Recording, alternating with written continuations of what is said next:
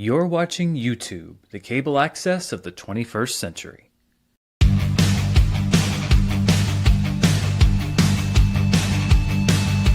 It's Wednesday, it's 4 p.m. where I am, and it's time to talk about movies and answer your questions. Welcome to Dan's World.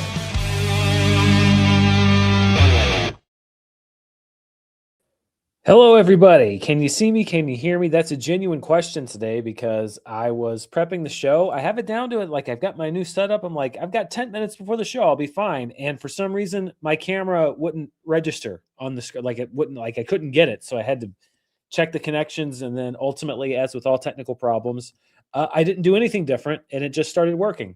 So there you go. Sorry.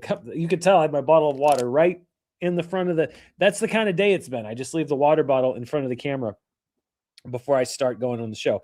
I'm looking at the comments. I don't see anyone saying that you can't hear or see me, which is always a good sign.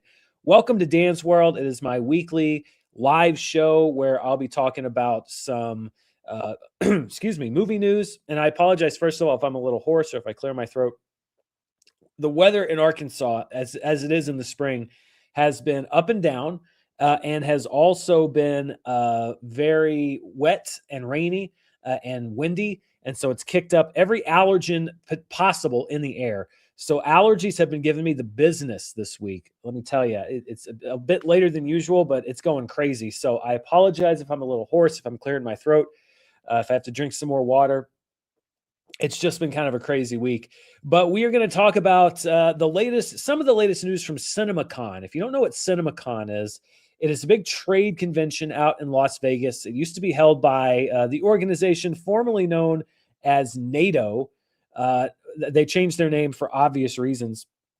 It used to be the National Association of Theater Owners, but it's basically where all of the theater owners come together. There is a trade show where they have like the latest theater seats, like, oh, here's the seat with a toilet in it or whatever. But where the big news comes is that every major studio does a 2-hour or so presentation, hour and a half, 2 hours, where they say, here's what we've got coming up this year. Here's a sneak preview of what we got coming up next year. It's to get the theater owners excited, to get movies on their radar so that they'll book them in their theaters. And so what I'm going to do, I think, a full wrap up of the entire convention later this week because it's still going on. I think today and tomorrow, Disney's doing their presentation still. I think Universal has yet to do their presentation. There's stuff going on tonight and tomorrow. So I'm going to do a full wrap up of all the news, but I want to talk about Warner Brothers because Warner Brothers did their presentation and they announced a 2027 slate with 18 films on it, which would be even above pre-pandemic levels. So I want to talk about that slate and give you a preview and also even some movies into 2028 that we're going to talk about. I also wanted to go a little bit further into, if you watch Charts with Dan this week on Tuesday, I don't even have my days straight. I mentioned that because Box Office Mojo and the numbers have had so much of their functionality stripped out, I mentioned that I tried to go to AI to help me with research for something. Pretty simple question. I just said, I want the 10 highest grossing movies that have been released in the month of April because they're hard to look at when all of the indexes online have been taken offline. And it was a counterproductive process. So I mentioned that on Charts with Dan. I'm going to take you in depth into that conversation, if you will, which ended up taking me twice as long as if I just done it myself, which I ended up doing anyway. And we're going to look at the trial and error, and it's more of a PSA on why you shouldn't just blindly accept any results that AI will give you, because these were not just wrong once, they were wrong on multiple occasions. And of course, as always, I will be taking your questions. So if you have a question that you want to send, you can leave it in the chat. I try to get to the chat if I can. If you definitely want me to read your question, you can leave me a super chat. I will, as always, with peace and love requests, no ranking questions, just because ranking usually involves me sitting here for 30 seconds silently, and I don't think that makes for very compelling live streaming. So happy to answer your questions, but please no ranking questions. I would really appreciate that. Sorry, I got a little iMessage there. I didn't mute the computer. Let's kick off things, though, by talking about Warner Brothers. As I mentioned, Warner Brothers did their presentation in front of CinemaCon, and they unveiled their 2027 slate. Now, some of these movies we already knew about. Some of these movies already had dates. Some of these movies we knew were happening but didn't have a date yet. But let's go over it very quickly. This is the 18 film current 2027 slate. And keep in mind, they're in the process of, this whole Paramount acquisition. So as tenuous as movie release schedules can be, this is more tenuous. On January 22nd, 2027, next year, they have Animal Friends releasing. Now, this movie has been on and off of the release schedule for 2 years now. It's directed by Peter Atencio. It's a live-action animated hybrid movie. Ryan Reynolds and Jason Momoa are doing the voices of the two animated characters. Aubrey Plaza and Dan Levy are two of the cast members. It wrapped shooting 2 years ago. Sony was originally going to release it. Then they shipped it over to Warner Brothers. This is the 5th release date that this movie's had. But it is allegedly on the release schedule for January of next year. Then February 5th, there's a movie called Remain. It's M. Night Shyamalan's next movie. He conceived the idea of this movie, I'm not joking here, with Nicholas Sparks, the romance author. So it's a Sparks-Shyamalan joint. Man, I didn't think M. Night Shyamalan movies could get any weirder. Then on February 26, 2027, right now, there is a thriller from Sam Esmail, who created Mr. Robot, called Panic Carefully, starring Julia Roberts, Elizabeth Olsen, and Eddie Redmayne. On March 12th of next year, there is currently an untitled Warner Brothers New Line event film. Not exactly sure what that's going to be. Then on March 26th of next year, we get Godzilla Kong Supernova, so the MonsterVerse continues. On April 9th, we get The Revenge of La Llorona. I think The Curse of La Llorona came out in 2019, 2018. So we're talking, I think, about 8 years between La Llorona movies. Then on April 23rd of next year, there is a movie called Fast, which is written by Taylor Sheridan. It's directed by his frequent cinematographer, Ben Richardson, who's done a lot of his movies and TV shows. Brandon Sklenar plays an ex-Special Forces soldier who fights drug dealers in his city. May 21st of next year, there's an animated film called Bad Fairies on the release schedule featuring Cynthia Erivo, the voice of Cynthia Erivo. It's about rebel fairies. This is something we learned a little bit more about at CinemaCon. June 25th of next year on the schedule is Oceans, which is a prequel to the new Ocean's 11 films. It's set at the 1962 Grand Prix in Monaco, and it stars Margot Robbie and Bradley Cooper as, we're guessing, Danny Ocean's parents. Bradley Cooper reportedly in the running to direct this movie as well. July 9th of next year, we've got Man of Tomorrow, which is the sequel to Superman. July 23rd of next year, we've got a Minecraft sequel, which of course is a sequel to a Minecraft movie. Then August of next year, we've got Shiver, starring Keanu Reeves, directed by Tim Miller. Keanu Reeves is caught in a time loop in the middle of the ocean surrounded by sharks. There's so many things that I love in the description of that movie. September 10th of next year, of course, the Conjuring movies aren't over. It's a prequel. The prequels are now starting. The Conjuring, First Communion. So, you knew that those movies weren't coming to an end. Then on October 1st, 2027, we've got the Batman Part 2, finally, maybe. Who knows? Sounds like it for real this time. November 5th, 2027, animated film called Margie Claus, which is featuring the voice of Melissa McCarthy as Mrs. Claus, who has to save Christmas. This is co-written by, shocker here, McCarthy's husband, Ben Falcone. November 19th, 2027, right now, again, this is all right now on the schedule, is Gremlins 3, which is a sequel, not a reboot, co-written and directed by Chris Columbus, who wrote the original Gremlins film. Then on December 17th, 2027, we got The Lord of the Rings, The Hunt for Gollum, directed by Andy Serkis. We knew that Ian McKellen was coming back. Elijah Wood also apparently coming back for that film. Lee Pace coming back as Thranduil for that film as well. And Kate Winslet was added to the cast. So that'll be coming out in that Lord of the Rings spot, really, at the end of the year where the original 3 movies came out. And then December 25th, 2027, right now, an untitled Nancy Meyers film on the release schedule. It's her first film as writer-director since 2015's The Intern. And hey, while we're looking at 2027, they also gave us some dates for 2028. We've got March 17th, 2028, the Dr. Seuss movie, Oh, the Places You'll Go. April 7th, 2028, Evil Dead Wrath. May 12th, 2028, Final Destination 7th. June 30th, 2028, Dynamic Duo, which is an animated film about the Robins, about Dick Grayson and Jason Todd. Then we have July 21st, 2028, the Hello Kitty movie. August 11th, 2028, The Flood. That's the next film from Zach Kreger. Apparently, he turned down streaming offers because he wanted it to go theatrical. So that's not the next film, but the newest film, I should say, from Zach Kreger. I know he's got Resident Evil in between now and then. It's a sci-fi film, apparently. I think Spielberg is on board as a producer of that one. September 8th, 2028, Gladys, which is a movie based off of the character from Weapon. Zach Kreger's not directing it. I believe he's co-writing it. So we've got a prequel Gladys spinoff in 2028, an animated film called The Lunar Chronicles on November 3rd of 2028, and then on, let's see, what is this date here? November 22nd, 2028, an untitled Baz Luhrmann Joan of Arc movie. By the way, Warner Brothers also announced that they are starting their own independent label called Clockwork. This would be the equivalent to Focus Features at Universal, which is essentially, taking the more independent-minded movies, the smaller films, developing those movies. And Sean Baker's follow-up to Anora is already going to be a part of Clockwork. So Warner Brothers, they're going full steam ahead. The executives there obviously not worried about any interference from Paramount, or at least not openly. And they're saying, listen, the new company says they're going to release 30 movies a year. Here's 18 of them for next year. How many of these are going to happen? I don't know. Anytime, the further you go out on a slate schedule, the more questions there are about whether or not these movies are actually going to make it. I mean, I think the big ones are, barring something catastrophic.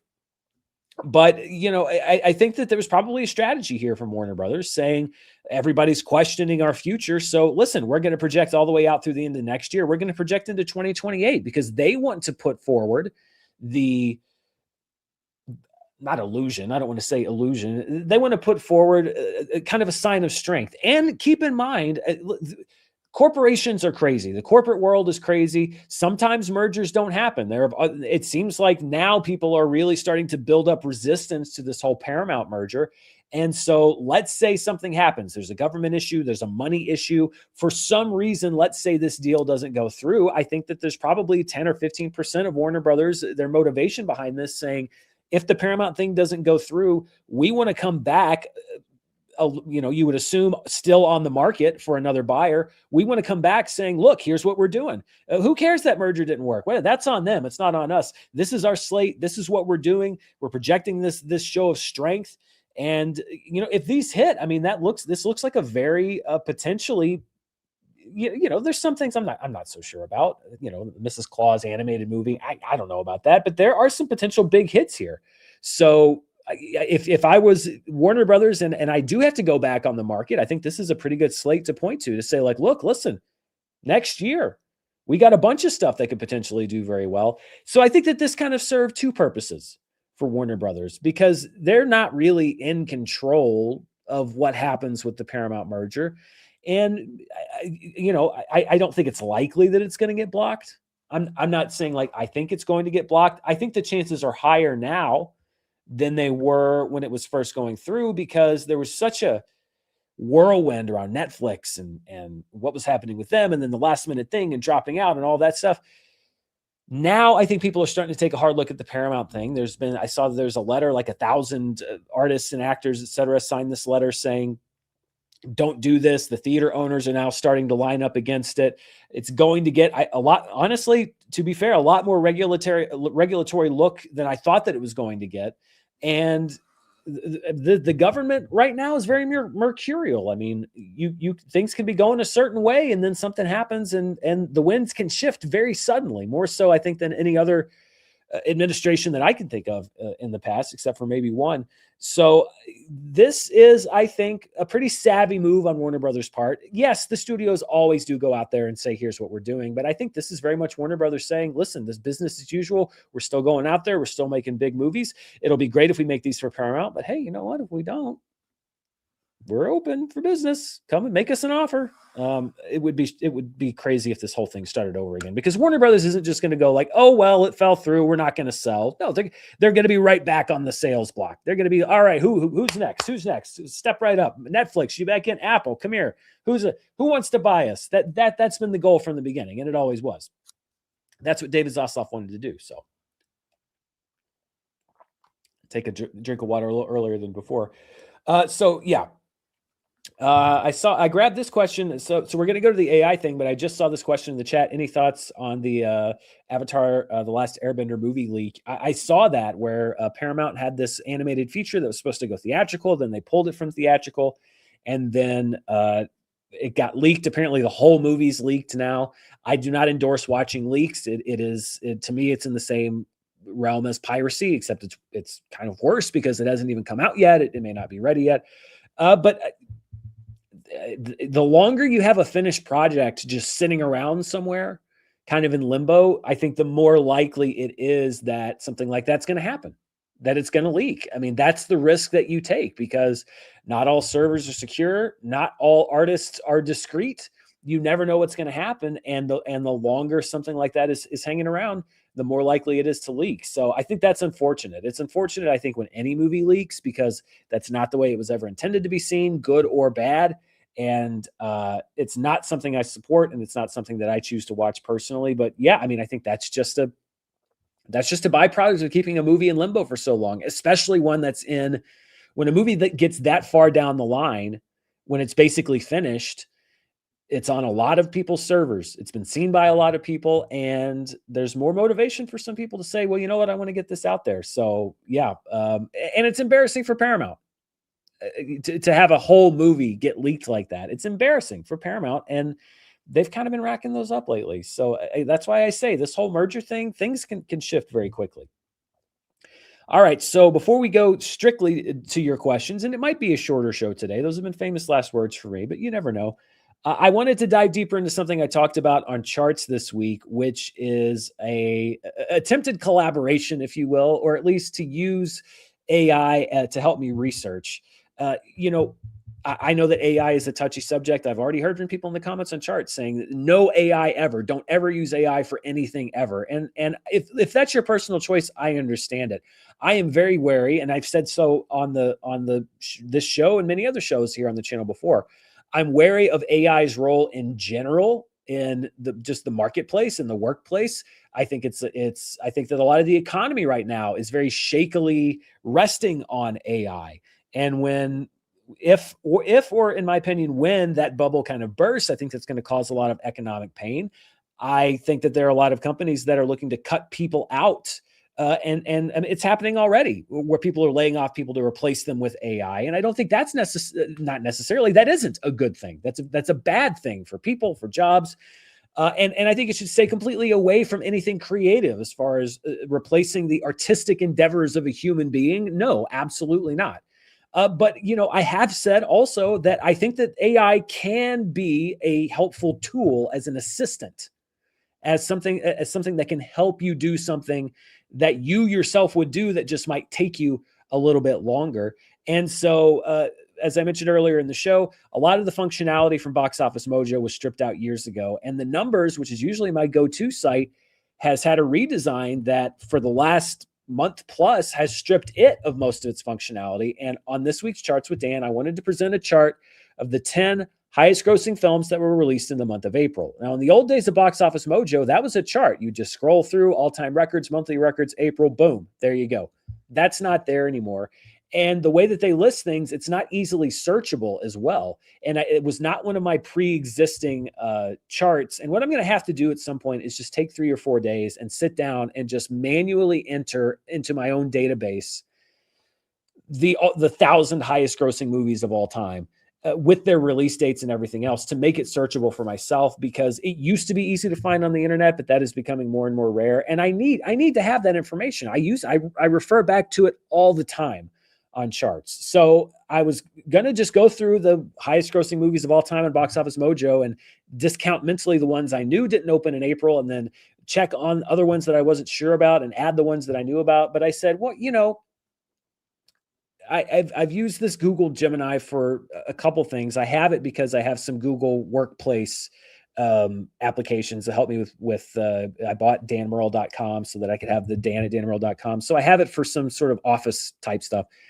And so I said, well, let's try it. Let's try saying to Google Gemini, hey, can you give me a list of the 10 highest grossing movies of all time domestically that were released in April? So that's what I did. I typed that in, and it generated for me this list. These are the top 10 domestic April. It says openings, but it means movies that open in April. And, you know, Avengers Endgame, Avengers Infinity War. Yeah. Super Mario Brothers movie. Yeah. Okay. And then I was like, whoa, wait a minute. Number 4, Beauty and the Beast, 2017, 500 million. Well, because I just went through March and I just looked at the highest opening movies in March, I know Beauty and the Beast was not an April release. It was a March release. So I went back and I said, Beauty and the Beast didn't open in April. It opened in March. And what I love about AI, and people have talked about this before, is it kisses your butt so much. Oh, you're absolutely right to call that out. Yeah, I am, because you got it wrong. Beauty and the Beast actually opened on March 17th, not in April. It belongs on the all-time March charts where it sits near the top. Yes, I know. That's why I told you that. That correction shifts the rankings quite a bit. Yeah, I agree. So then it generated me a new list. Okay, Avengers Endgame, Infinity War. All right, Super Mario Brothers, Jungle Book, Furious 7, Super Mario Galaxy, Captain America, Winter Soldier, Fast and Furious 6. That's weird. Fate of the Furious, How to Train Your Dragon. But then I was like, well, wait, something's missing. And I was like, wait a minute. A Minecraft movie is definitely one of the highest grossing movies that opened in April. It opened last year. So I said, where's a Minecraft movie? It opened in April last year. And they said, you're spot on. Gee, thanks, Google Gemini. I'm so smart. A Minecraft movie was a massive April release. It opened on April 4th, 2025, and it definitely belongs on this list. I know. That's why I told you that. In fact, it had a record-breaking month. I know. That's why it was so weird that it was left off. So anyway, so then it generates me a new list with a Minecraft movie included and Jungle Book and Furious 7, Super Mario Galaxy. But then I was looking at it, I was like, well, wait a minute. Minecraft isn't on this list. Sinners isn't there either. And I said, well, wait a minute. I'm pretty sure Sinners is on this list. Where's Sinners? It opened in April last year. You're on fire with these corrections. I mean, really, it's more like you are ice cold with these omissions. But thanks, I guess. And by the way, I love that it's encouraging me like, you're on fire with these corrections. Like we're playing a game back and forth, like, ha, good catch. I'm like, no, I shouldn't be on fire with these corrections. You should be on fire with the information because that's your job. My job isn't to be like, gotcha. That's the whole reason I'm here is to not do that. But you're on fire with these corrections. You're absolutely right. Sinners, Ryan Coogler's supernatural thriller, was a major April release last year. I know. So then it sent me a new list, which included Sinners. And I'm looking at, okay, Sinners, Furious, this all looks good. And then I was like, wait, Fast and Furious 6, wait a minute. And I looked it up and like, hey, Google Gemini, Fast and Furious 6 opened in May, not April. I clearly need to double check my calendar. Yes, you do. You are 100% correct. Yes, I know. Fast and Furious 6 opened on Memorial Day weekend, not in April. It seems I was confusing it with the other entries in the franchise, Furious 7 and The Fate of the Furious, which did use that April launch pad, which, you know, for a human being, I get it. That could be, I confuse Fast and Furious movies all the time in my head too, but I'm not AI. You're supposed to be better than me. And then it says removing that from the list brings the Clash of the Titans 2010 into the number 10 spot, which by the way, also not an April release, just FYI. So then it gave me the new list, top 10 domestic April openings, final corrected version. And by the way, it said that it put Clash of the Titans at number 10. Clash of the Titans was not at number 10 at all. It's not on this list. So I don't know what it was thinking there. So then it gave me that list. But by that time, of course, I had decided to manually check AI's results, as you do. And I realized that My Big Fat Greek Wedding wasn't on the list. My Big Fat Greek Wedding, and I agree, this is a borderline thing. My Big Fat Greek Wedding opened in limited release in April. And then it played all throughout the summer. And by the end of the summer, it had really caught on. It's a really fascinating story. It's one of the most fascinating box office stories of all time, but it still was released in March. It opened in limited release in March. And so I said, hey, wouldn't My Big Fat Greek, I decided to pose it as a question. Wouldn't My Big Fat Greek Wedding count since it opened in limited release in April? Technically, you are right. Thank you. My Big Fat Greek Wedding did open in limited release on April 19th. However, in box office tracking, highest grossing films by month usually counts the month of a film's wide release. Because it didn't go wide until August, it is almost categorized as an August release. Says who? I've never seen that rule. I've been tracking box office all the time. I've never seen the rule that says that a movie counts as a release in the month it went into wide release. Now, a lot of times when I'm tracking results, I will say these are the wide openings of a film, because the limited release, kind of skews the box office picture. But I've never seen a rule that says that a movie that opens in April counts as an August release because that's when it went wide. That I disagree with that. So I think Google Gemini is just making up stuff. So by that time, obviously, I went back and checked it myself manually, which by the way was what I was doing anyway. So all me consulting AI did was take longer because I ended up going back and manually checking it myself to double check AI's work. So it actually doubled the amount of time it would have taken me to do that task in the beginning. And I get it. It's new technology or whatever, but I think the problem with it is, and it's this dissonance between the image we're being sold of AI and the reality of AI. the image are being sold right now, that everybody's being sold, is that it's this incredible, world-changing, amazing, omnipotent technology that's going to make everybody's lives better, and it's going to streamline everything, blah, blah, blah.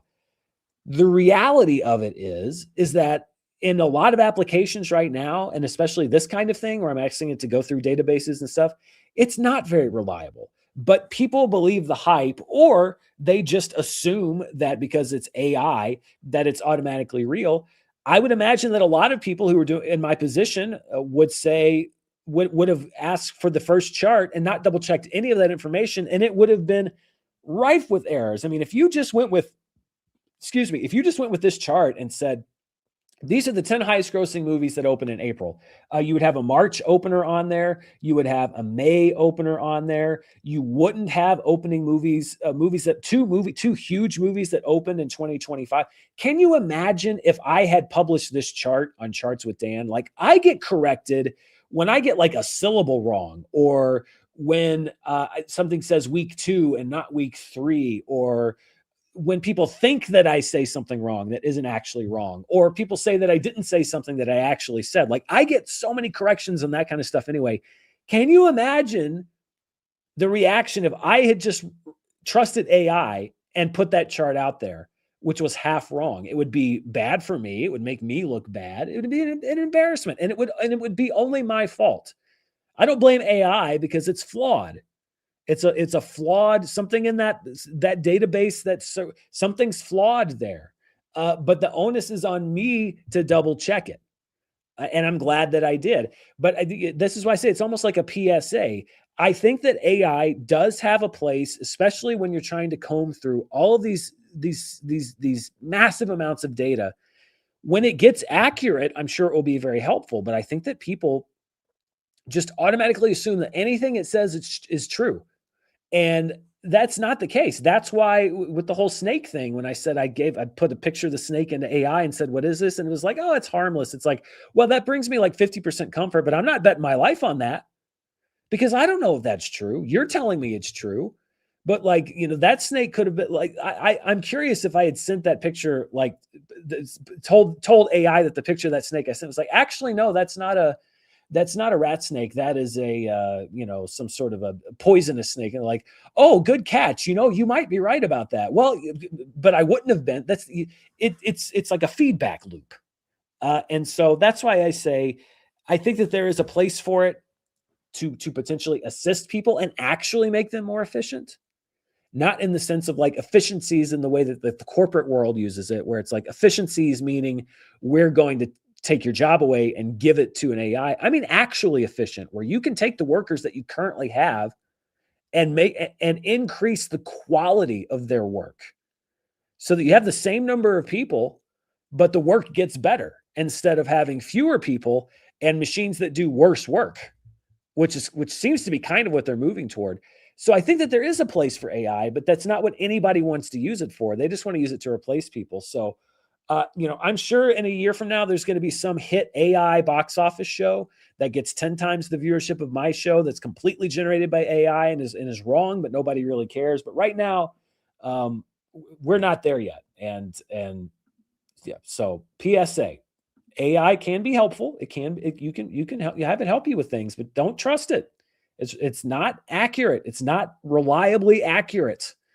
And top 10 things Wall Street doesn't want you to know. Anyway, that's what I've got this week. That actually took about almost half an hour. Let's get to your questions. Let's see what you want to talk about. And this comes from Austin Hurst, who says, your vids come out with a quickness and quality unlike other channels. Could you share a little about your process from script to final? The effort alone for charts, I'm particularly impressed by. Well, this was kind of a look at charts. Although AI is not a common thing. Again, the whole using AI to help me find stuff is a pure, traditionally, I've done all of that research myself. It's just that my tools have been taken away from me, and I'm trying to supplement those however I can right now. It's interesting with charts because, quality, I will say I'm very happy with the quality of charts, but I'm probably the last box office show that gets published every week because I wait till Tuesday morning because I wait till the actuals, but I want to get it right, and I want to be able to do those deep dives, and I want to use the final numbers. The stuff that comes out, with a quickness, I mean, generally, if it's right away, if it's super quick, if it's a news event that just happened, the process is really I will read as much as I can in the time that I have available, and try. And usually, if it's something I see coming, like the Warner Brothers, Netflix, Paramount thing, I had already sort of tried to verse myself and research myself in the background and have something ready so that when news broke, I kind of had that bank of knowledge. But for like a quick release video, I always just try to say, here's what we know right now. I couch that with there could be more details we don't know.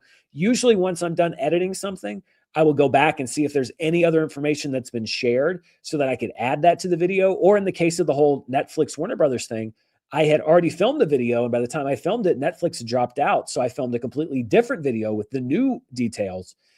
So really, for a quick hit news video that comes out the day of, it's really just research as much as I can. For charts, it's I do a lot. I do prep work.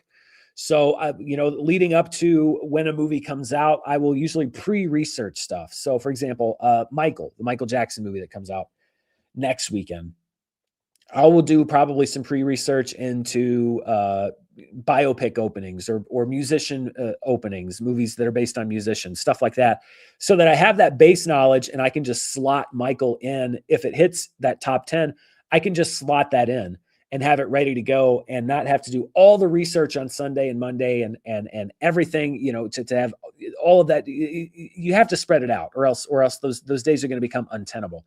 So for charts, I'll look at the release schedule. I'll do some pre-research, biggest April openings, biggest video game openings, whatever it might be. And then if there's something interesting that comes in with the numbers, that'll go into the prep work. I usually prep the show a little bit on Sunday. If I'm doing a show on Monday, which I think I'm going to have to do not this upcoming week, but the next week because of, next week. I may have to do the show on Monday because I'll be going to a screening. So I'll do everything on Sunday. If the show's coming out on Tuesday as usual, then I'll prep a little bit on Sunday and then finish prep on Monday. And then you have movies or videos like the Bad Robot one that I just put out. That one was, so let's see, I think that news broke on Monday or Tuesday. I had thought about talking about it on this show, like I did with the Colbert thing last week. It's just like a second story, but the more I looked into it and thought about sort of the history of J.J. Abrams and everything and what he'd been doing, the more I was like, this is actually a really interesting story. So I decided to wait and do that as a weekend video. So that was, those deep dive videos it's just a lot of time. So I look at the story, I look at the news story. What points do I want to make? What do I want to research? I go back. I looked at J.J. Abrams' past. I looked at his credits. I looked at, who's connected to what. What's the history of Bad Robot? What shows have they done? What are they tied to? What's the timeline?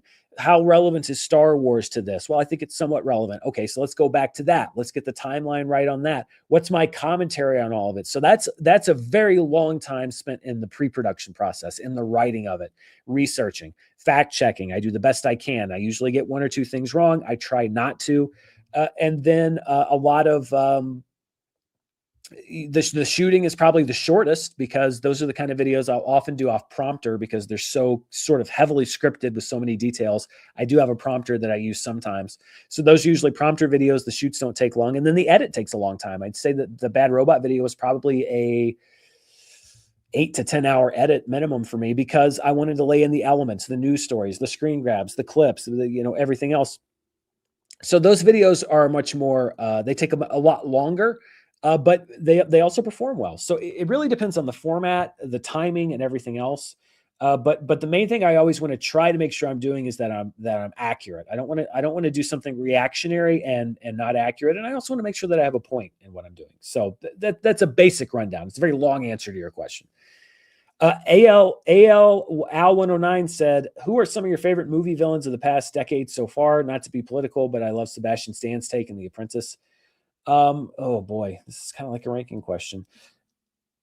I'm just trying to think who jumps off the top of my head. I was going to say Hans Landa, but that's like the 2000s. I'm so old that it's not even this decade at all. Not even close to this decade. I mean, Gladys in Weapons, obviously, Amy Madigan won an Oscar for that role. She was fantastic in that movie, and I think what you want from a good villain performance. Colin Farrell in the Batman, I thought was great. I thought that was even before the Penguin came out. I loved his take on Penguin in the Batman. Svenis97 says, "Hey Dad, have you got your invite for Cannes yet?" No. I don't think I'm even on their radar. I don't even know if you get invited to Cannes. That's a good question. I'm sure some people do. Like the elite, like Roger Ebert, I'm sure had a standing invite to Cannes, but I don't even know how the process works to go to Cannes. But no, I mean, I thought about going to CinemaCon this year, but it was just too expensive on the heels of Sundance. So Cannes would someday maybe, but no invite and no plans this year. Rochester Producers 8847 says, "How's your summer top 10 predictions list going?" Pretty good, actually. I was working on those last night, and I also teaser for this year's summer predictions video, which I think I may actually do on Monday of next week because, God, shut up.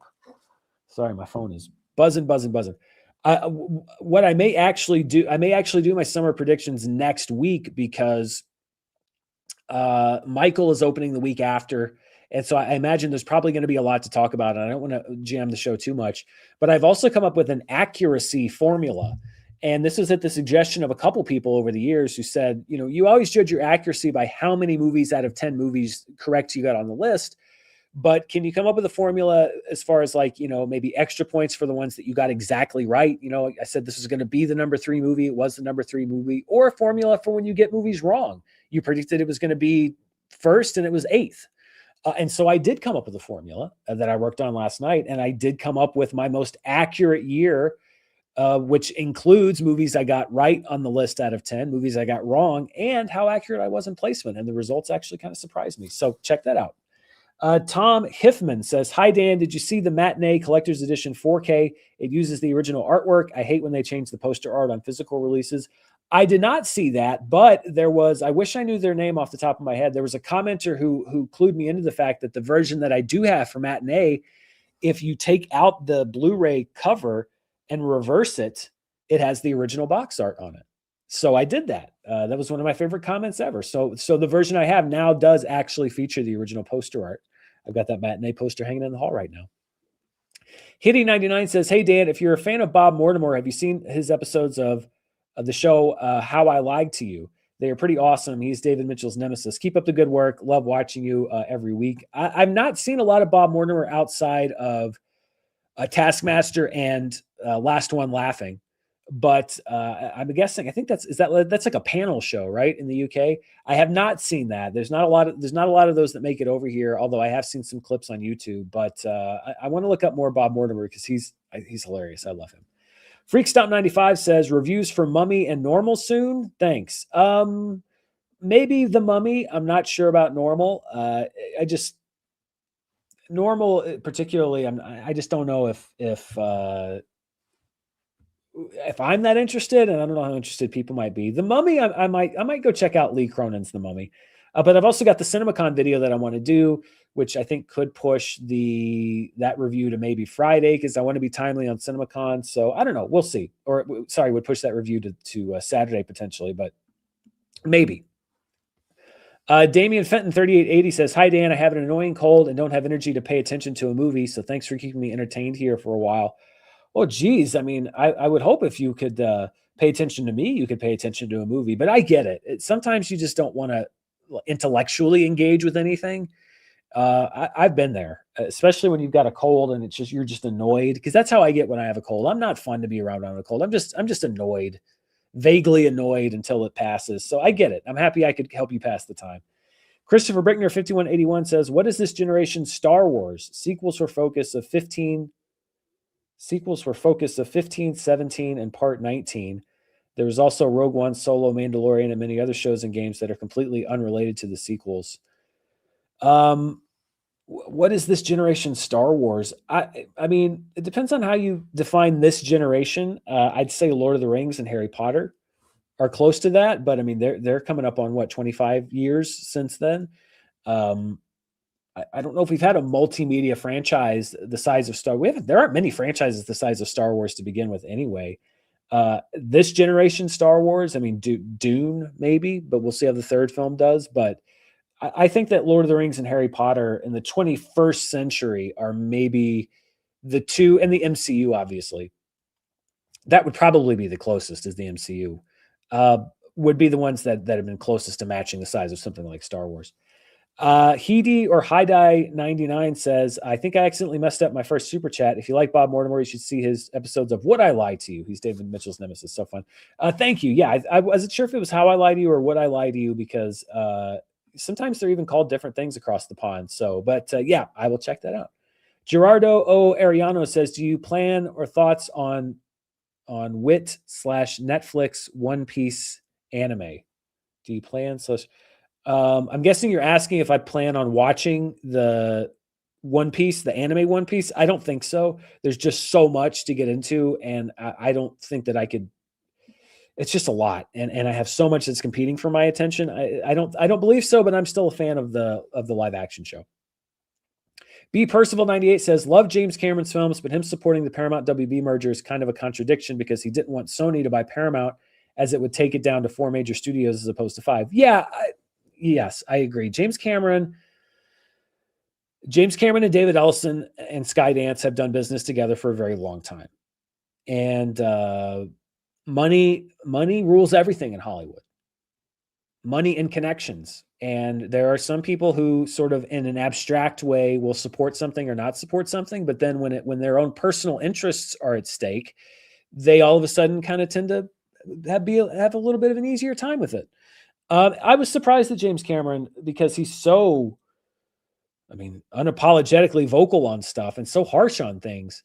Was so openly, not just in support of, openly lobbying for David Ellison to get. He was way in the Skydance Paramount merger. He was all for it.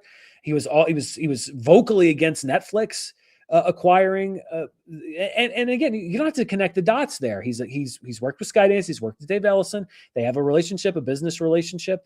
And then James Cameron all of a sudden is just going to the mat against Netflix getting Warner Brothers, and yet seems to have no problem. Quite the opposite with Paramount getting Warner Brothers. It's for some people, I don't know James Cameron, but for some people, your convictions go as far as your wallet. And I think that's the case with James Cameron. He likes David Ellison, and he's had a business relationship with him, and so he supports it. Simple as that. LeGray says, I've been a fan for a long time since I heard the Movie Fights episode with Ken about dinosaurs in heaven. Man, I don't even know which one that is, but it sounds like something Ken would talk. Maybe that was Drunk Movie Fights. Your content is incredible, and you're also very handsome. Oh, well, thank you very much. I love your channel. Well, I appreciate it. Flattery will get you everywhere. By everywhere, a comment on the channel, but thank you. I appreciate that. Christopher Brickner 5181 says, with the prequels, Lucasfilm did a multimedia focus on that era during and after the film's release, and it helped connect with my generation. The sequels never got that, and after 19, Disney just avoided them. It's two different companies, Lucasfilm and Disney. And also, I don't want to wade too far into the prequel sequels thing, but there was so much less Star Wars stuff in the official canon with episode 1 versus the sequels and the prequels and everything else. I just think that it's kind of apples and oranges, because Lucasfilm was Lucas's baby, and Disney, it's just part of a whole other machine. Draylen Dragon Fox says, Dan, did you see the Godzilla -0 teaser? I did see that. It's going to be part of my CinemaCon roundup. I am super excited for that movie. I love that it was filmed for IMAX. It's crazy to think it went from this kind of, smallish Godzilla movie that, who would have thought that it would have done as well as it did here? So it's financially successful here in the US. Then it goes on to become an Oscar winner, largely because Dune got pushed due to the strike. And so it was there to kind of scoop up that visual effects Oscar, which it also deserved, by the way. And then now it's getting big hype and an IMAX release and everything else. That's so cool. And yes, I did see it. I'm very excited about it. It looks awesome. I love Godzilla -1, and I'm excited for the Godzilla -0. N Sheer 01 says, what's the first movie you remember taking yourself to in the theater as opposed to being with a parent or guardian? Ooh, that's a good question. I'm trying to think, because there are times when my mom would drop me off with a friend to go to a movie, but taking myself to, I think, would imply that my mom there would be no actual parental involvement whatsoever. And it would probably be Varsity Blues, because that came out right after I turned 16. I know I went to see it because we had to sneak into it. because we got turned down at the ticket taker counter. And so we just, excuse me, I didn't feel bad because we'd already bought our tickets, because they did this thing where they didn't card you at the ticket. They didn't card you when you bought the ticket, which you had to do from a person. They carded you when they would tear the ticket so that you'd already paid, and then they wouldn't give you a refund because you were underage trying to sneak into a rated R movie. The Lakewood 8, which I'll say their name because they've long been out of business, but the Lakewood 8 would run that scam a lot. And so we got carded when they were tearing our tickets, and I was 16. You had to be 17 to get into the movie. So what we did is the exits were blocked off completely from the lobby. There was like a, you couldn't see the exits. So we went in through the outdoor and took our seats at Varsity Blues because, and we didn't get caught. So I know that I drove myself to that movie, and it was probably the first movie I saw after I turned 16. Christopher Brickner, 5181, says, I can't emphasize enough how crucial Lucasfilm releasing minigames and shows even years after the release was, and making my generation love the prequels. That very well may be so. I mean, I can't speak to your experience with the prequels. I can only speak to mine, and I'm sure Clone Wars and all that stuff, Clone Wars specifically, I'm sure had a very big influence. But Disney's Disney, Lucasfilm is Lucasfilm. They're two different entities. The Agent Slash says, what are some underrated gems from your favorite directors that you feel don't get enough attention? Well, I talk about this movie a lot. Before the Devil Knows You're Dead, from Sidney Lumet, who directed so many classic movies. This was very late in his career. It may have been his last film. It might not have been, though. But it's not one that is usually spoken of often when people recap his career. For Spielberg, I feel like for a long time, Catch Me If You Can was sort of underrated, but it seems like in the last 10 years or so, people more so have been recognizing that it's one of his best films. I think that Empire of the Sun is usually completely discounted, and it's not one of his best movies, but there is some stunning filmmaking in that film. Like, if you're watching all Spielberg stuff, or you just want to play the hits and you want to skip Empire of the Sun, the ending of that film especially has some of his best filmmaking ever as a director. So I think that's some underrated work that he did as a director. That's among visually and just in scope and scale, the best that he's ever done. And it's overlooked because Empire of the Sun was kind of a letdown or kind of a disappointment. And The Color Purple, I think for a long time sort of had the stigma of losing so many Oscars, but that is absolutely one of his best movies. That deserves to be spoken of with the ETs and the Raiders, the Lost Arks of the world, and it rarely is. So I think that The Color Purple should also be up there. Christopher Brickner, 5181, the number site's still updating, hence the missing data. I mean, yeah, I know that they say they're updating because they were offline for like 3 or 4 weeks, or 2 or 3 weeks, but it's been like a month now since they've been back up, and they have literally 10 to 15% of their data. I understand they're updating, but like, how I don't know website coding, but for me it's like, if you have a website that's devoted to providing comprehensive box office data, and you need to do an update, which I understand, especially because the infrastructure on that site was pretty slow. I mean, it was old. You could tell that it needed an update, but my thing is, why not wait until you can update the entire site so you can still take it down for a week or two, but when you come back, the whole site is updated, instead of taking it down for 2 weeks, coming back at 10% efficiency, and then staying there for I don't know how long. I've seen the updates they've given. It's like, yes, we know it's coming back soon.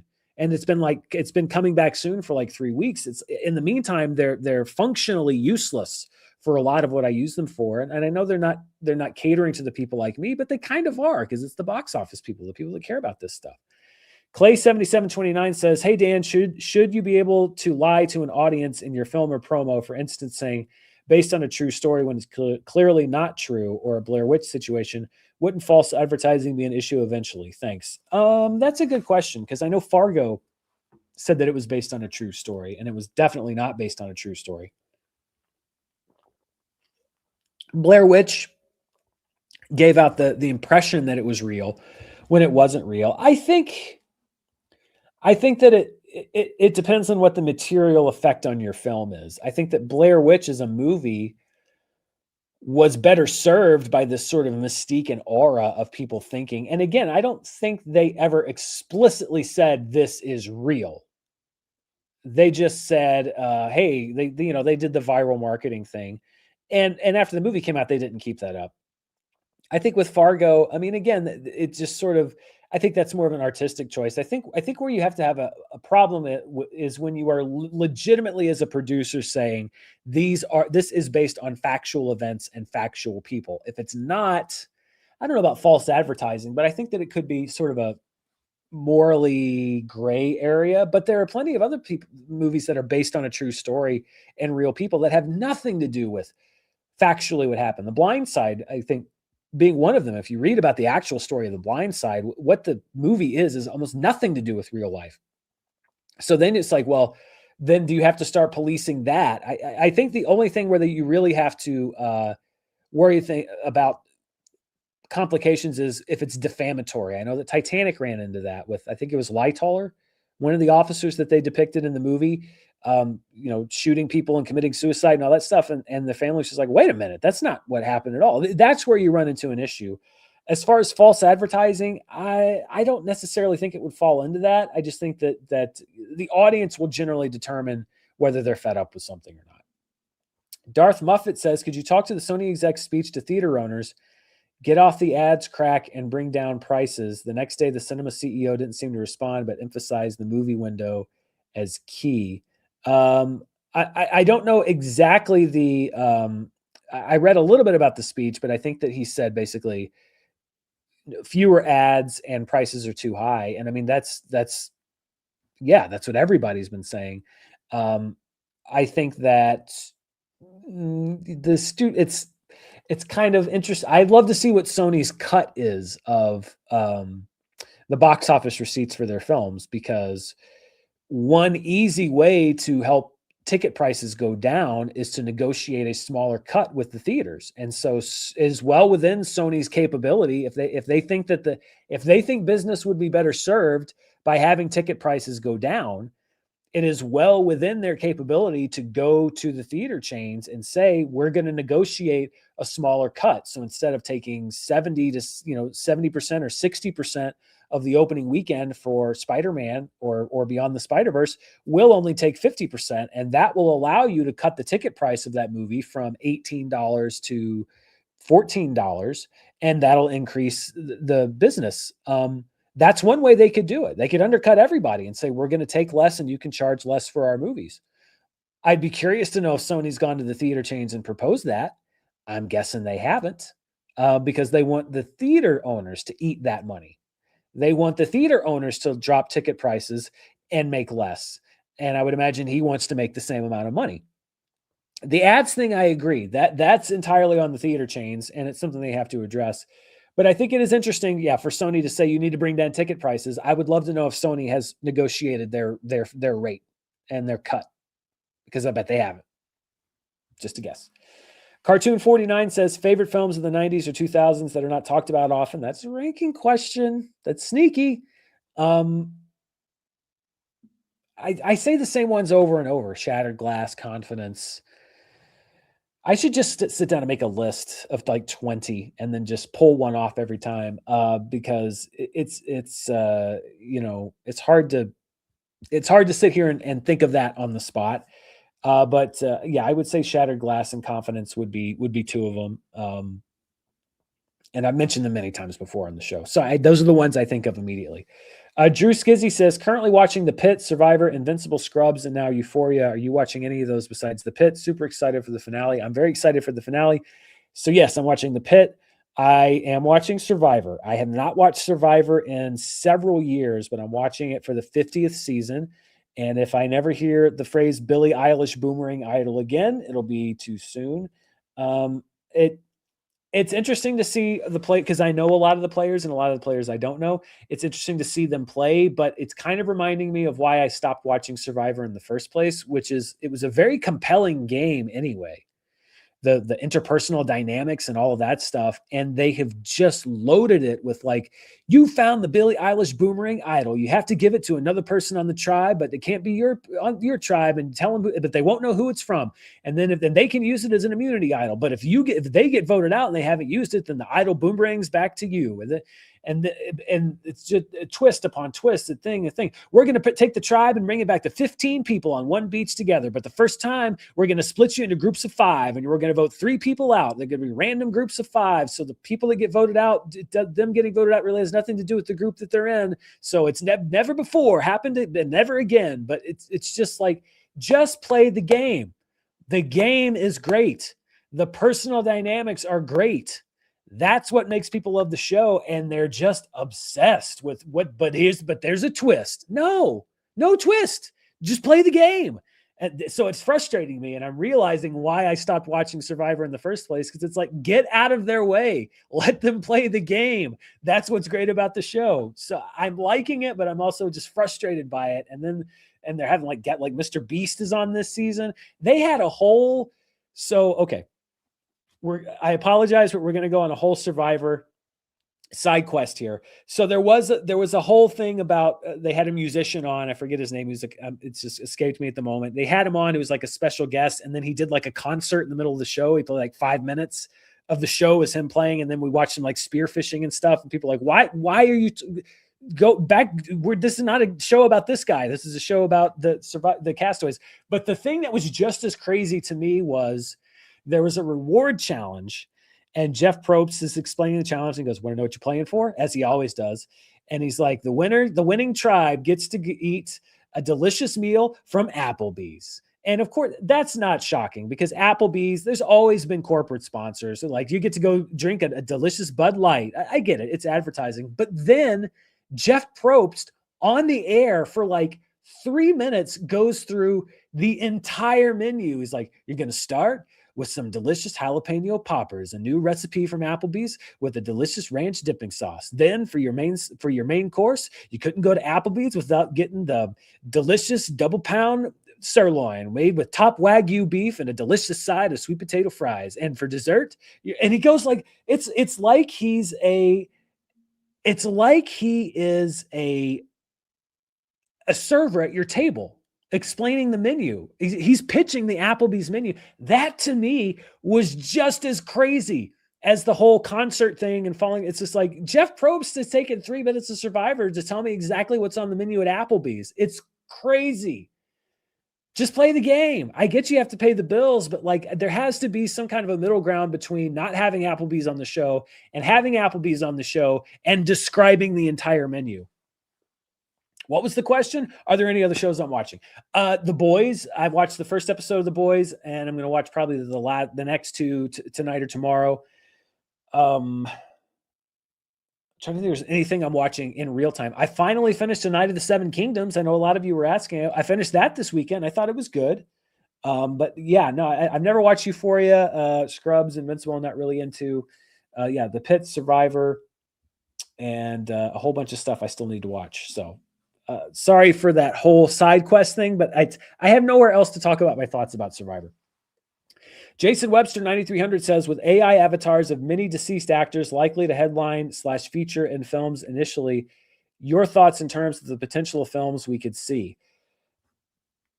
Not enthused.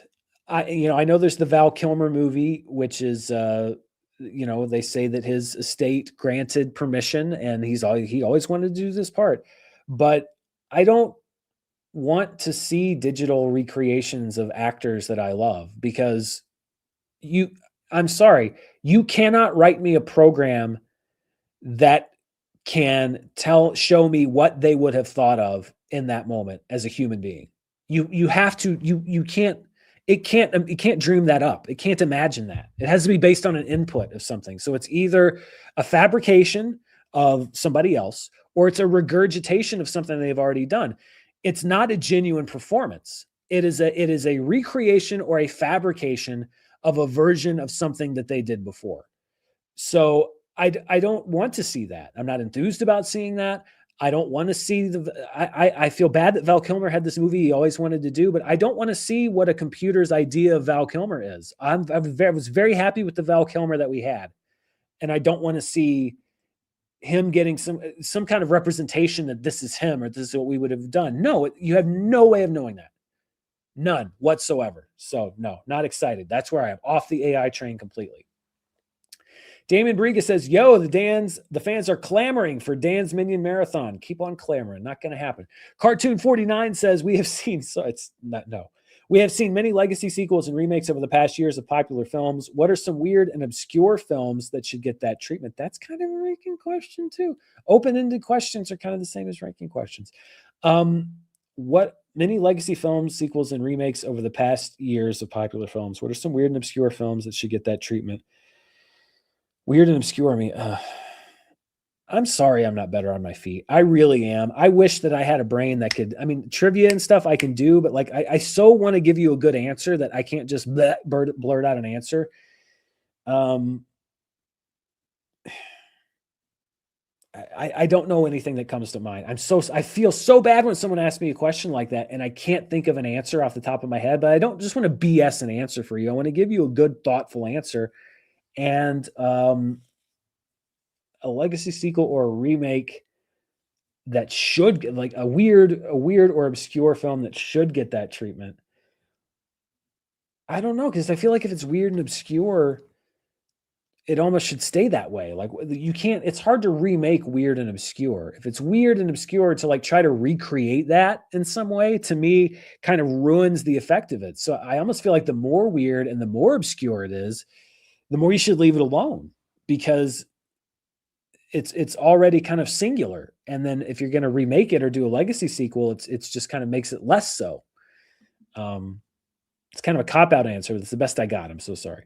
Drew Skizzy said, would you ever be interested in doing a Michael Jackson music video ranking before the movie? I'll always love Earth Song, Thriller, and Liberian Girl. I don't know. Maybe. I certainly grew up with a lot of those, but part of it is it's so hard to use. At first, it was like music clips because you'd immediately get demonetized.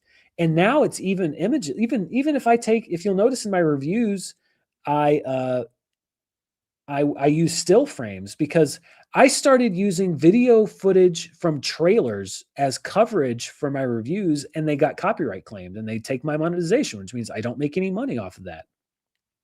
So I'm kind of reticent to do stuff that I'm not sure what the rights. I don't know how aggressive the Michael Jackson estate is. I would imagine they're pretty aggressive, because I feel like I definitely couldn't use any music, and if you can't use much imagery either, it's kind of like, what's the point? That's just me. Smooth Criminal, by the way, number one. Freak Stomp 95 says, have you seen the Hersey trailer? Have you noticed trailers mysteriously missing any possible negative comments? Have I seen the Hersey trailer? I don't know. I have not, because I'm not quite sure what that movie is. Have I noticed trailers mysteriously missing any possible negative comments? I mean, that's kind of hard. It's like sort of like prove a negative. I don't know how many negative comments there should be. So it's hard for me to know if I should be noticing any that might be missing that should, because then it's like, well, is that just my personal opinion that there should be more negative comments? Would it surprise me if studios were sort of had a group that patrolled YouTube comments to get rid of negative comments? Absolutely not.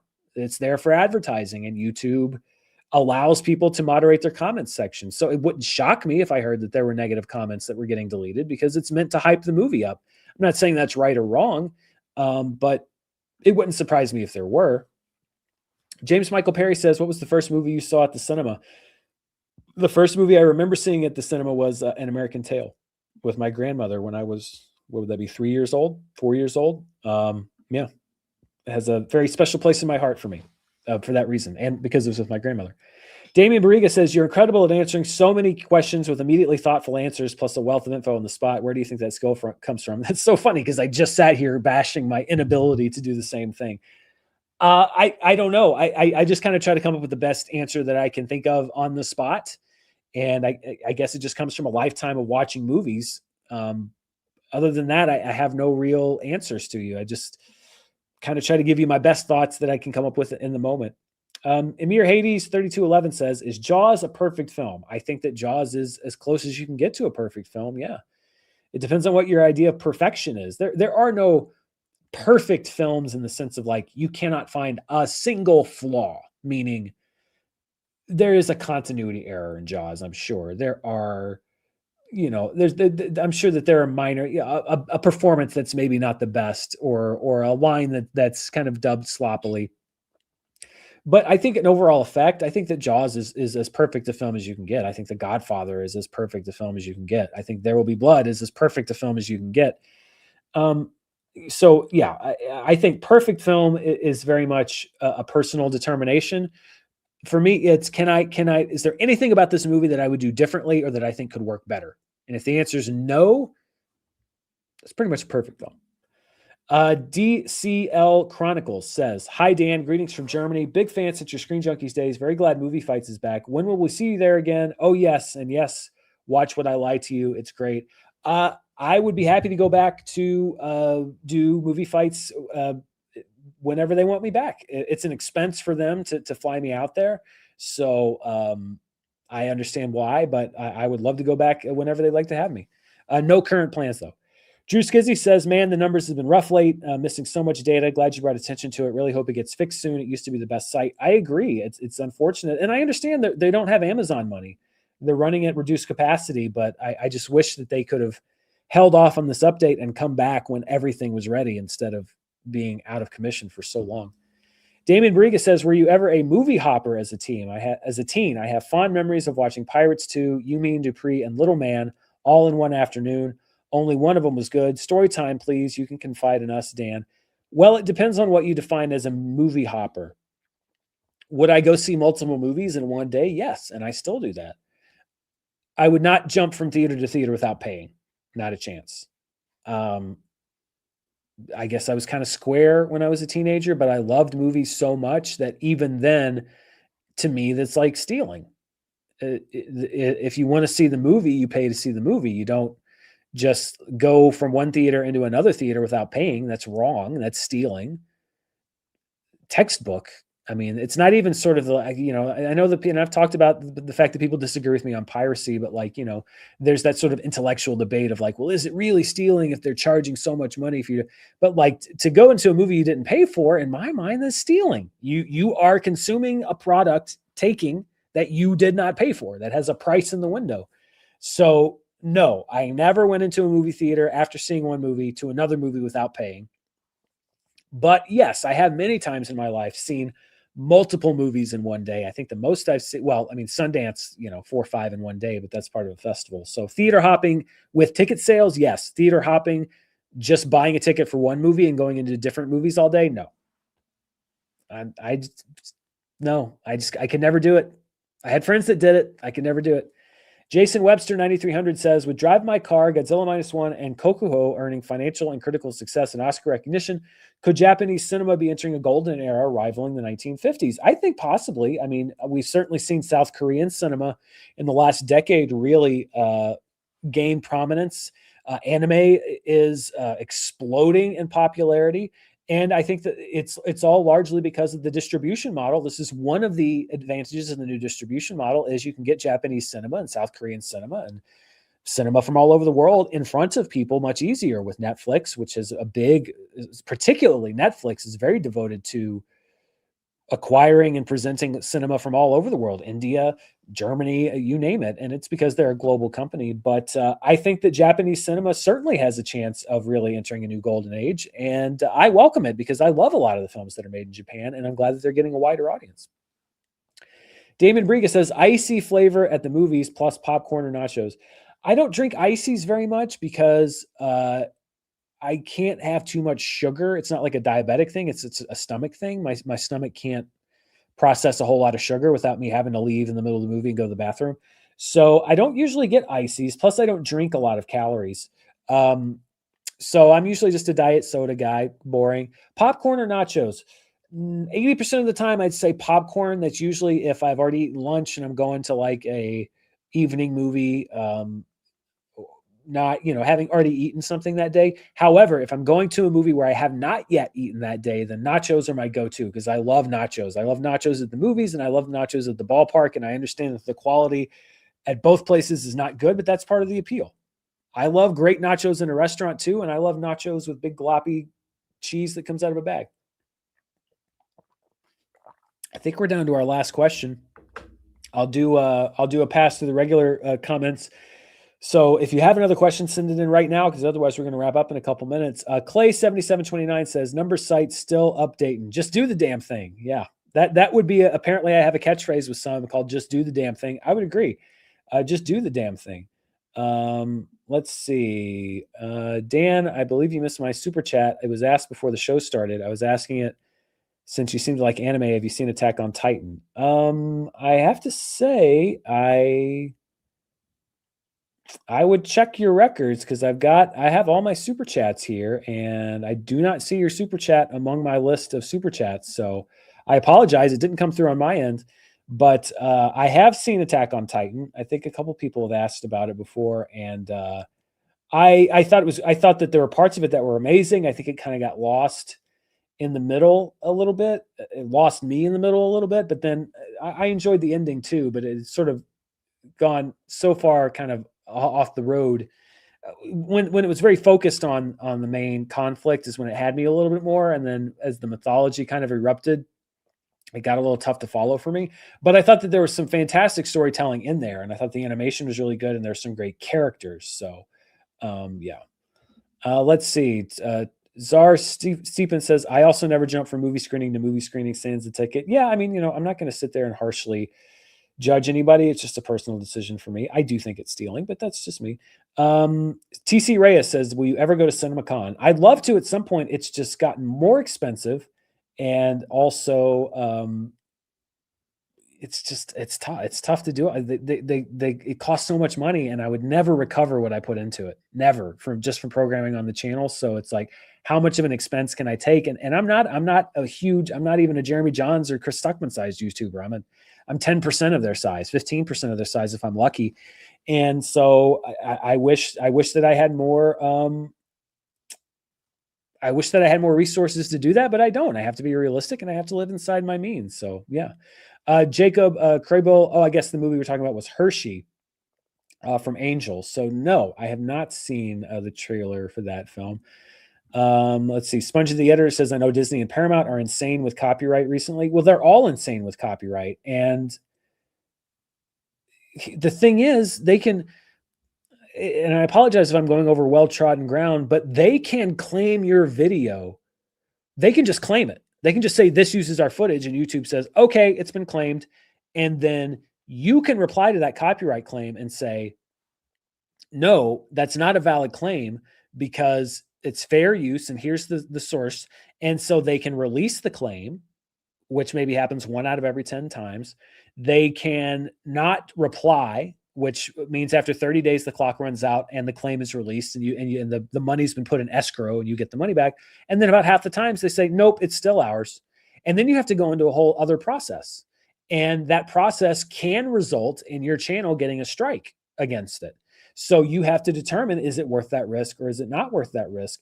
The YouTube copyright system is completely broken because the studio can go through and claim every single video that has footage from their studio in it and take all that money. And as creators, we have very little, a very limited way to fight back. And the onus on whether or not we get our money is on the people doing the claiming. There's no onus for like them to prove why the claim is valid. We have to prove why the claim is not valid, and they get to decide why it still is or is not. It is so weighted towards them. It's not even funny. And this is nothing new. There was a YouTube, some sort of like a big YouTube meeting in Los Angeles when I was still at Screen Junkies, probably 7-8 years ago. I mean, I've been doing the channel for, it'll be 6 years this weekend, believe it or not. It was like a creator summit, and there's a whole bunch of people there. Andre Meadows was there. I met Grace Randolph there. It's the only time I met Grace Randolph was I met her at that summit. We chatted for a bit, and they asked YouTube, they asked the creators that were there, hey, we're YouTube, we're here. This is a forum for you. What are your concerns about the platform? And myself and a few other people stood up and said, copyright. The copyright system is broken. Here are our problems with it. And this was directly to people at YouTube, people that had the ability to pass that concern on and to say, we need to look at the system. And they never have, and they never will, because it's weighted toward the corporates, and that's ultimately who makes them their money. Let's see. Is there anything else I want to grab? Just looking through the comments. We keep going down these little side roads today. Let's see. The biggest issue I have with ads in the theaters, if you go regularly, you end up watching the same ads over and over. I will agree that T-Mobile ad, the cowboy one, ooh, it's that one drives me crazy. In the pre-show, and yes, I'm one of those weirdos that gets there early. Shattered Glass is a classic. CME 92. I agree. Shattered Glass is a classic. Can a theater have lower price tickets only for Sony movies? Well, they could try it. I don't know. Maybe the other studios would get angry, but I don't know why they wouldn't be able to have some of a competitive advantage if it's all above board and they're like, well, we're making less money too. So we're just trying to get, we're just, it's sort of like having a sale. I think sales are legal. So why can't Sony saying we're putting our movies on sale, essentially? I think they could do that. And you know what it might inspire other studios to do? Drop their prices too to compete. But when everybody's the same price, what onus does any studio have to lessen how much they take? Because if they're making the same anyway, what do they care? Um, just my thought. Let's see. I'm trying to find anything else that might be popping out at me. Sorry, Caden. I saw you were commenting like the whole video. I do not. I'm sorry. I do not see your super chat, but hopefully your answer got through, and hopefully you weren't charged because it did not come through on your end. Crazy Cole on my end, sorry, said, I loved your discussion of Bad Robot and especially linking back to the mystery box and how you need to eventually know what's in the box. Yes, you do eventually need to know what's in the box. Thank you. I'm glad you liked that video. Yeah, I think that just about does it. So I think that's, whoops, sorry, let me check. I think we've got a couple last. So after we answer these questions, we'll wrap things up. CR Crash Wreck says, thoughts on doing If I Ran YouTube? I don't know. I feel like I'm not really in a position to talk about If I Ran YouTube because I can only speak about my experience with it. My experience with YouTube is completely different than a lifestyle blogger's experience or a travel channel's experience or an educational channel's experience or a kids channel's experience. So I don't know if I could sit and kind of give my thoughts on what I would do if I ran YouTube because I don't know what it's like for, uh, Dead Meat to run their channel versus me running my channel versus Red Letter Media versus Bright Sun Travels versus Ryan George versus Hot Ones. I mean, everybody does completely different. And it's based on how big you are. And I'm sure everybody has different concerns. So I don't feel like I would be in enough of an authority to do that. It's an interesting one. I would say if I ran movie YouTube, but I don't know if I have enough authority to say if I ran YouTube. I would cut down on AI channels being pushed above human channels because I think that's why people go to YouTube, but that ship has sailed and we're talking tech on tech crime. That's not going to happen. Gakuka says, I'm looking for a good date night movie, something lighthearted, funny, and romantic. Is there anything new or coming up we shouldn't miss? Love the show. Ooh, well, I mean, I don't really know much about stuff coming up because it's tough to get the advanced buzz, especially movies like that. They don't usually screen too far ahead. I'm kind of looking at what's in theaters or what might have released. Let's see. I mean, I think that let's see, Bridesmaids is re-releasing soon, but you could watch that at home. You don't want to watch Bridesmaids. Yeah, I don't know as far as new releases. I mean, I think that You, Me, and Tuscany got decent reviews. Let's see. Did it? It got decent reviews. It was 93% popcorn meter, so the people that went to see it seemed to enjoy it. 4.6 audience score. I like the actors. I like Halle Bailey and I like Regé-Jean Page.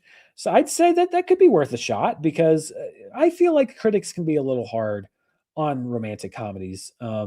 And I think the director of that movie did, I want to say Marry Me, if I'm not mistaken. Kat Coiro. She did Marry Me. Yeah, which I actually enjoyed. And this movie has better reviews than Marry Me. And I thought that Marry Me with Owen Wilson and Jennifer Lopez was kind of a sweet movie. So I'd say give You, Me, and Tuscany a try because I liked what the director did with the previous film. So give it a shot. Why not? Finally, this is the last question of the show. Damon Bariga says, what fast food pairs best smuggled into a movie? All right. I'm going to be a total square here and reveal I don't smuggle food into a movie either. And it's probably because I don't have kids, honestly. I just don't, I feel weird eating food in the theater that I didn't buy there. If I don't want to buy concessions, I'll just eat before I go and then just not buy anything at the concession stand. And this is where I understand. I'm in the vast minority, and this is where I don't really judge anybody at all. I just feel weird eating non-theater food in a theater. The most I've done is when I was in college, there were a few movies I went to where we might have snuck in something to drink, and I'm not talking about Pepsi or Coke. Um, I remember specifically, I went to see, we talked about last week about midnight movies.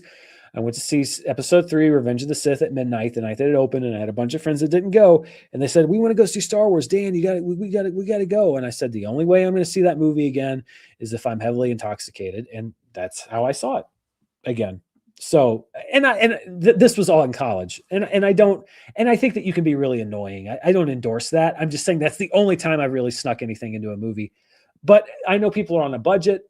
If I was given if somebody gave me a choice between, would you rather people go to a movie, pay a ticket, and not and sneak in their own food, or not go at all? I'd much rather that you go in and bring your own food. I will point out that that's how movie theaters make most of their money. So it does somewhat hurt the theater, but it's not like going into multiple movies without paying for a ticket at all. But yeah, I'm a rule follower. You're probably not shocked to find that out. I'm a rule follower, and I'm a bit of a square. It's why Leonardo and Cyclops are my favorite Ninja Turtle and X-Men character. I'm a total square. So I don't really do that, but I don't judge you for doing it. I just don't really do that too much. All right. That's the show this week. What, an hour 20? That's not so bad. Thank you so much for joining me this week talking about Warner Brothers. As I mentioned, I'm keeping an eye on all of the news that's coming out from CinemaCon. I'm planning a wrap up of all that news later this week. I'm going to check out the movies that are hitting theaters, maybe check out the buzz on The Mummy. If it sounds like it might be worth checking out, I might go see that. And you never know what's going to happen. It's interesting. The Bad Robot video, I didn't really know if anybody was going to care about that, and it's done really well from last weekend. So who knows what's going to pop up on the channel from week to week. But thank you for watching the show. Be sure to stay tuned. Unless something pops up, I will be back here live next week with the latest news stories and weird, crazy rants about Survivor and your questions and all that stuff. And that's why I love this show, because I wouldn't necessarily have thought about sitting down and saying, I'm going to rant about Survivor on this week's show. But I sure enjoy doing it. The same as when people asked about Buc-ee's, and I got to talk about Buc-ee's for 15 minutes. I'm glad that you guys like to listen to. I'm glad you like to listen to me talking, but I also get a lot of enjoyment getting those ideas from you, because that throws me into different directions I wouldn't have thought about. So it is a mutually enjoyable experience, or at least I enjoy it, and I hope you do. Thanks for watching. If you're not subscribed, hit that subscribe button. Stay tuned, and I'll see you next time. Stay safe. Bye.